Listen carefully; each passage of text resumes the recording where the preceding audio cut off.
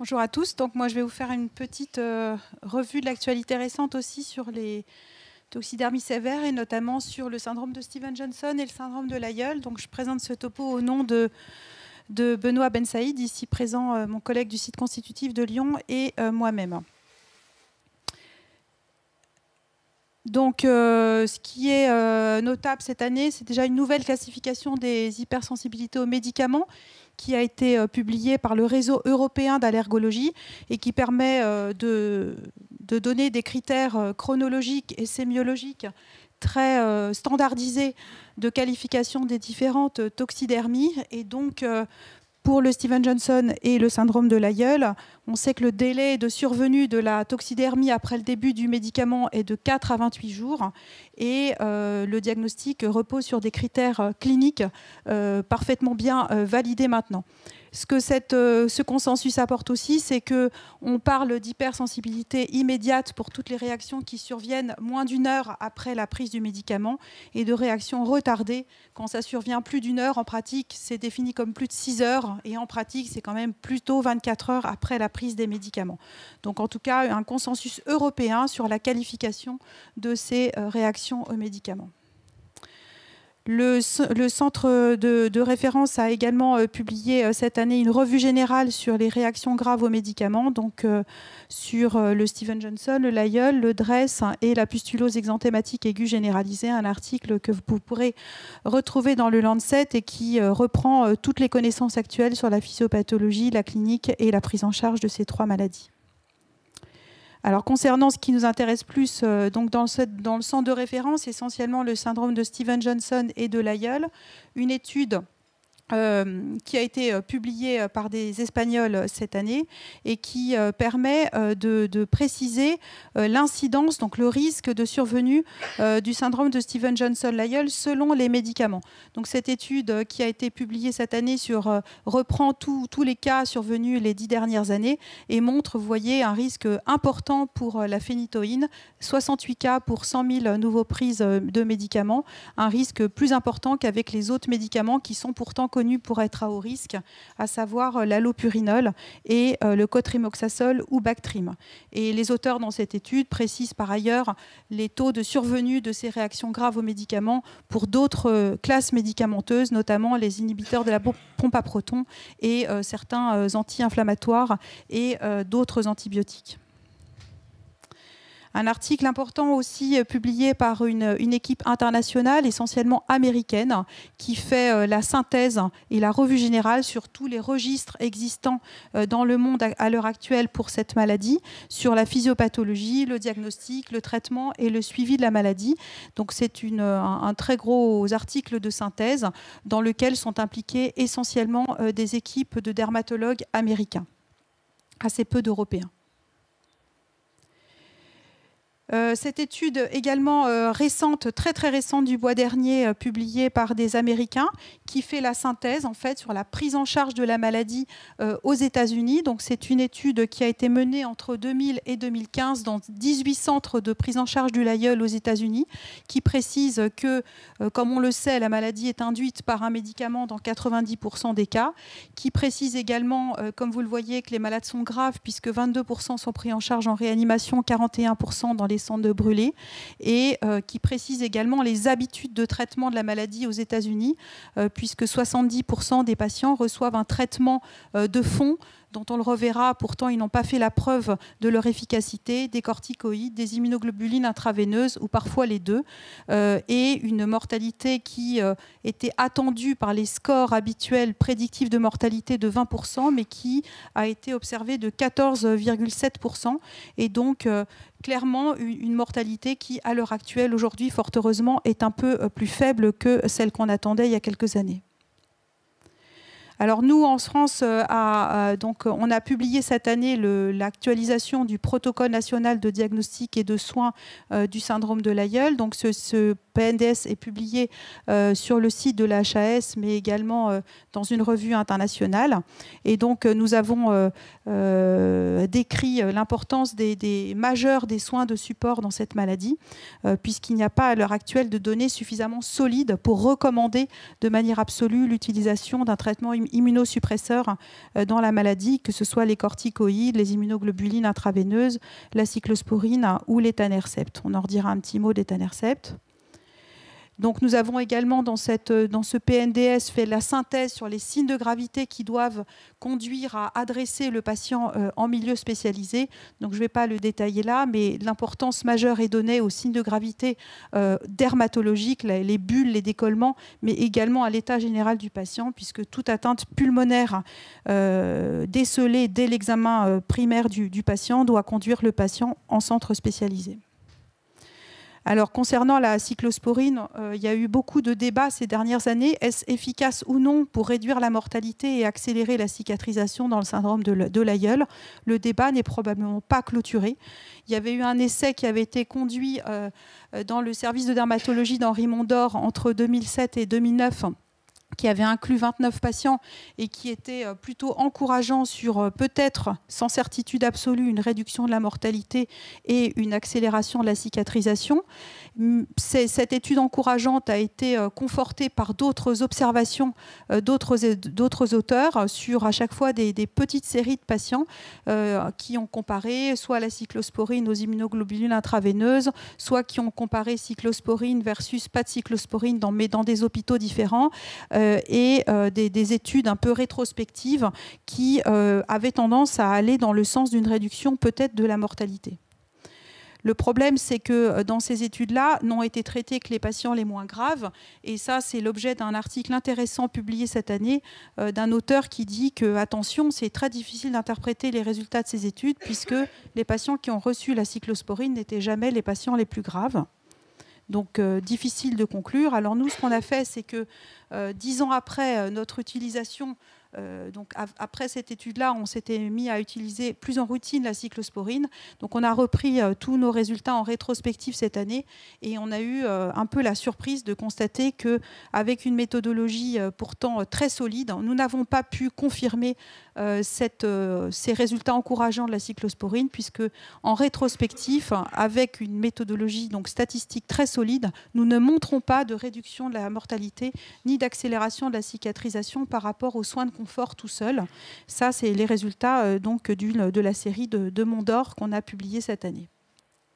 Alors, qu'en est-il d'un autre médicament qui est l'étanercept? L'étanercept, c'est un anti-TNF. Les anti-TNF sont utilisés dans un certain nombre de maladies inflammatoires et notamment en dermatologie, on les utilise dans le psoriasis notamment. Et donc, il y a des auteurs qui avaient montré in vitro que peut-être l'étanercept pouvait diminuer les concentrations de granulysine. La granulysine, c'est vraiment la molécule qui induit ce décollement cutané et qui est très toxique pour la peau. Et donc, on pense que si les malades sont si graves, c'est qu'ils déchargent énormément de granulysine. Et donc, il était possible qu'in vitro, l'étanercept puisse diminuer les concentrations de granulysine et d'autres cytokines dans la peau en phase aiguë. Et donc, il y a d'abord les Italiens qui ont publié une série rétrospective il y a quelques, il y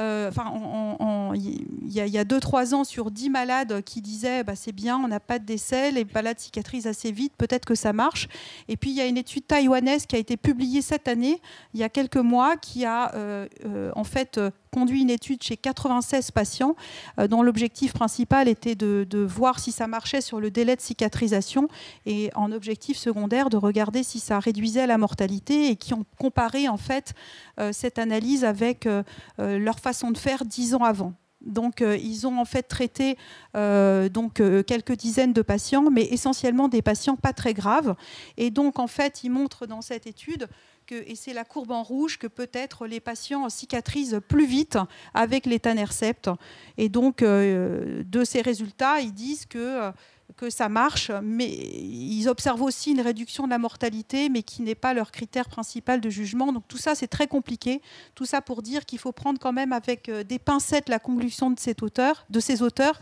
Il y a beaucoup de critiques méthodologiques dans cette étude, donc il faut rester prudent sur l'interprétation des résultats. Et à l'heure actuelle, nous pensons qu'il n'y a pas de conclusion assez solide pour penser que l'étanercept représente un progrès majeur, en tout cas dans le traitement du syndrome de l'aïeul. Alors, pour ou contre le débridement cutané, c'est un vieux débat, ça. Localement, qu'est-ce qu'il faut faire pour ces patients-là? Nous, on est assez persuadés qu'il faut juste les vaseliner et mettre essentiellement des soins locaux d'hydratation. Mais il y a des gens, et notamment des centres de brûlés, qui continuent à défendre le fait de peler la peau et d'enlever toutes les parties débridées de la peau. Donc, c'est essentiellement des publications de centres de brûlés qui disent qu'il faut débrider donc, cette peau malade et il faut en fait appliquer des membranes artificielles, voire greffer. Et tout ça, c'est motivé par le fait que l'épiderme nécrotique, soi-disant, favorise les infections. Aux États-Unis, les recommandations anglaises placent le débridement uniquement en cas d'évolution défavorable des soins dits conservateurs. Et en pratique, nous, on est quand même on a une attitude qui est partagée par beaucoup, c'est-à-dire qu'il ne faut pas débrider. L'épiderme nécrosé, il agit au contraire comme un pansement, et on sait que cette cicatrisation tant attendue, elle va arriver sous 7 à 10 jours, donc on n'est pas du tout dans une problématique de brûler. Et donc nous défendons largement le fait de ne pas enlever cet épiderme nécrosé. Et il y a même un auteur qui a publié récemment un cas clinique où il montre bien qu'en fait, les zones qui ont été débridées en fait, laissent plus de cicatrices. Je ne sais pas si j'ai une flèche. Bon, c'est pas grave. Qu'il y a plus de cicatrices en fait sur les zones où il n'y avait plus d'épiderme, alors que là où il y avait l'épiderme qui était resté en place, il y avait moins de troubles pigmentaires séquelaires. Alors chez l'enfant, il y a des études américaines qui sont sorties récemment, qui sont essentiellement des études épidémiologiques, qui montrent finalement des taux d'incidence qui sont assez variables selon les auteurs et une mortalité plus faible que chez l'adulte. Mais le problème de toutes ces études que je ne vais pas détailler, c'est que en fait, les registres américains sont très flous et que vous savez qu'il y a une maladie qui s'appelle l'érythème polymorphe, qui ressemble au syndrome de l'aïeul, notamment chez l'enfant. Et il est clair que dans ces études américaines, il y a probablement beaucoup d'érythème polymorphe et pas que des syndromes de Stevens-Johnson. La preuve étant que, vous voyez, sur près de 900 patients, il y avait 86% de Stevens-Johnson, ce qui est largement plus que le taux habituel, puisque normalement, quand on a 900 patients, il y a 30% de Stevens-Johnson, 30% de l'aïeul et 30% de syndrome entre les deux. Donc il y a probablement beaucoup d'érythème polymorphe. Et on sait que l'érythème polymorphe est une maladie qui a un comportement tout à fait différent. L'atteinte rénale est maintenant montrée comme un facteur de pronostic indépendant, avec clairement, quand il y a une atteinte rénale dans le syndrome de l'aïeul, eh bien, c'est grevé d'une forte mortalité, surtout chez les malades si les malades sont dialysés. Donc c'est vraiment un facteur indépendant de mauvais pronostic. Ça a été montré par plusieurs études récentes. Alors, on a publié, là, c'est sorti, c'est en train de sortir notre étude sur le syndrome de stress post-traumatique, qui est une séquelle fréquente donc dans le syndrome de l'aïeul. Vous savez qu'il y a la gravité de la maladie à la phase aiguë, et c'est ce que je vous ai montré. J'espère que vous avez vu sur 2-3 photos que c'était une maladie grave, mais on sait maintenant que le syndrome de l'aïeul est une maladie chronique avec des séquelles à long terme qui sont extrêmement invalidantes, et notamment les séquelles oculaires et les séquelles psychologiques. Donc, cette étude menée à Henri Mondor, qui était une étude, initialement, il y avait une étude rétrospective qui montrait qu'il y avait 75% des patients qui avaient ce qu'on appelle un syndrome de stress post-traumatique.